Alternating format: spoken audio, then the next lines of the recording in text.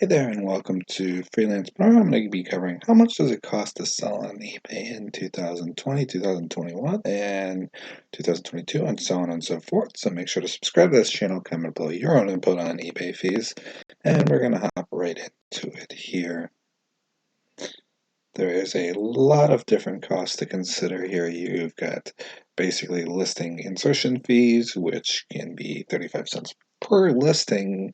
That can add up to quite a lot if you're listing endless and endless amounts of listings, but there are ways to save that cost. And the main thing is to, as this article mentions, is a store subscription, and they range $5,000 to $3,000 a month, but I don't recommend any of the ones above $100 a month. And I cover that in a video, which I will link to in the description below, that talks about eBay stores and the benefits of which for that, but I'm not going to get too much into that. I'm just going to be covering the more raw fees here. Of course, the other thing to consider that people overlook is you have the final value fee, and that is based on the shipping method and a bunch of other varieties of things, and that cost can be quite substantial if you don't budget it in for your overall sale. In general, most people will just kind of factor that in when they're selling said item and add that extra cost onto it so that they don't really suffer from that from their overall sales. It's pretty straightforward. You got a 10% value fee, 12%, 2% for select business and industrial categories, and 3.5% for musical instruments. And the eBay store thing, once again, breaks it down as to what the cost might be, but we're not going to get too much into that. You got optional listing upgrade fees. I've seen subtitle things, and you got other things that'll basically, like, you can bold your title and things like that, that cost, extra if you really want to do that. I don't think they're going to really give you that much extra exposure. The only thing I'd recommend personally was the promoted listings, and only for items that you know would sell fast, but you want to basically be pushed up to the top of the list rather than buried through thousands of other listings. For example, I have a Legend of Zelda game for sale, and I'm going to be doing the promoted listings here very soon. And generally, without the promoted listings, I'm on page 4, page 5, and it gets some exposure, but it's going to take a lot longer to sell, so it's worth the extra dollar or whatever the cost is just to quick sell the item and get rid of it. As you can see here, this gives you some ideas here. You have bold, gallery plus, list into categories, listing designer, subtitles, international site visibility. I don't sell internationally, so I don't really care about that because cost shipping are getting too much, even just to ship in the US. You can set different reserves and other things like that. Scheduling listings for classifieds, so on, so forth. It's, a lot of these costs are things that people don't realize exist. And there's different benefits to each and every one. And then with the classifieds, there's classified costs. You got punitive fees, something people don't consider. It's just, there's other fees. All these different kinds of fees. You got payment processing fees, of course, if you're using PayPal. PayPal charges you a fee as well, unfortunately. And then just kind of keep going down here with the different fees here. But essentially, some that aren't mentioned in this particular article anyways is there's also shipping fees, and then there is taxes, of course, too. And then there's, of course, if you're worried about all of that, you can use calculators to make sure that your end game, your return on investment profits are still there to be made. So you got to factor in all this kind of stuff because it does add up. A lot of these things people don't realize that are there. The PayPal fees can be kind of substantial depending on what you're selling, final value fees, and a lot of this can take up like 15% of your profits. I would say that if you're selling on eBay, you want to estimate at least 15 to 17% markup of whatever you intended to sell for, just to cover these different fees. And then you also want to make sure that when you're shipping more bulkier items that you're shipping in the right manner, because there's ones where you can ship by weight. So if it's a bigger item but it's a lighter item, you can ship in basically on weight, which might actually be cheaper than shipping it in one of the flat rate boxes from US Postal Service or something like that. US Postal Service nowadays, anywhere from like $10 to $15 for like one package. Or if you ship larger, heavier items, you might be looking at hundreds of dollars just to ship it out. So this is something to consider.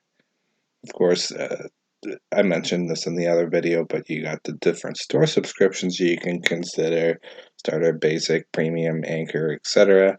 The main benefit is just the listings, that you won't have to pay the listing fees anymore, which can add up where it's 30 cents per listing. And if you even list, just 3 listings, you're at $1 just for the 3 listings. And then if you list 6 listings, you're at $2 and $3 and $4 and $5. And when you get to 100, you're at $10, $15 worth, and so on and so forth. And obviously, those fees don't sound like much, but when you couple them with the eBay fees, and when you couple them with the PayPal fees, you couple them with the shipping fees and taxes and all these things that people have to be considering when they're doing eBay, it can kind of add up. So just make sure that you're doing your math proper and that you follow along with all of this here so that you don't end up getting essentially burned on your fees at the end of the day. And that essentially is everything I was going to cover in this video. The only other thing to remember is that everybody's tax bracket is different, so yours compared to another eBay seller's might be lower or higher depending on how much you're selling to. So even just factoring that in, that if you're trying to jump to another scale or another level, that there's going to be extra fees in association with that. So, for example, if you ended up hitting another top tier bracket, you might end up paying more taxes, but you're technically losing more monies because you jumped to just a slightly higher bracket, and that slightly higher bracket is going to cost you more than if you were to just sell less, even though it might seem like you're getting less, but at the end of the year and into the following year, you're going to end up paying more on that cost. There's other fees too, depending on what you're selling, how you're selling it. There's liability fees, of course, and then you have to pay fees potentially for returns. So if someone returns your item and says, "Hey, I don't want this item," then you're basically going to end up pretty much back to square one in that sense. And obviously, that can be an issue there, where if you ship an item out and you might get a fishy buyer, you might be getting a legitimate person that just changed their mind, but eBay is more friendly towards the buyers of the website as opposed to the sellers.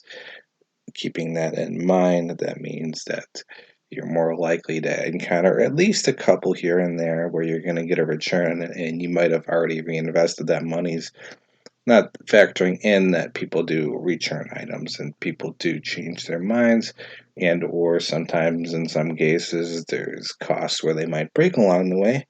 And that brings me up to another one that I forgot to mention, and that is basically insurance cost on the package. And with the insurance cost, it's pretty straightforward.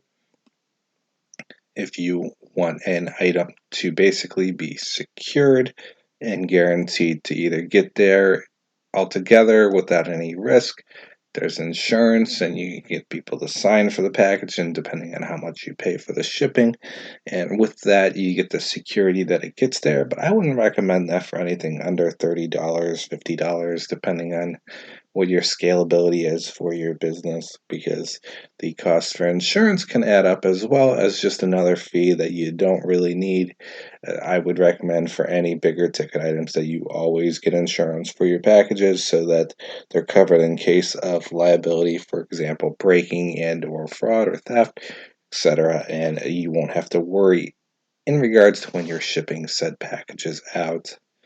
But yep, that's about it for this video. Make sure to check out some of the other videos on the channel. I do a lot of varieties of discussion, from domain flipping to eBay to selling even study notes and just different tools you can use for freelancing and what have you.